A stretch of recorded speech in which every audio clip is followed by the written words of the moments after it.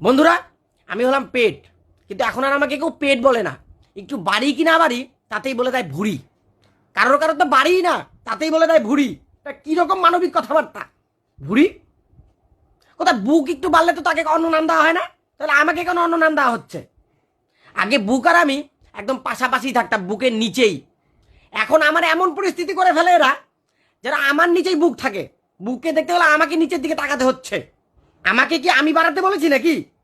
ওরা গান্ডে পিন্ডে গিলে ভুলভাল খাবার দাবার খাবে, তেল মশলা বাটার ঘি ভাজা পোড়া সব খেয়ে দুপুরবেলা নাক ডেকে ঘুমিয়ে আমাকে বাড়াবে, আর নাম দিয়ে দেবে ভুড়ি। মানে আমার আকৃতি এরকম করে ফেলে যেন দইয়ের পাতিল সঙ্গে নিয়ে ঘুরছে। শার্ট পরতে যাচ্ছে, বোতাম লাগাতে পারছে না। চেয়ারে বসলে পরে দুটো বোতামের ফাঁক দিয়ে আমি উকি মারি, তবু ওদের ইচ্ছে করে না যে একটু কমাই। শুধু ভাবে কমাতে হবে, যেন ভেবেই আমাকে কমিয়ে ফেলবে।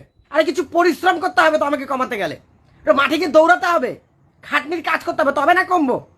ওই হাত দিয়ে আমার উপর চাপকে কমাতে হবে বলে আমি কমে যাব নাকি? সামনে পুজো আসছে, ওর সাথে ঘুরবো আমি একটু স্লিম হবো, একটু কমাও আমাকে।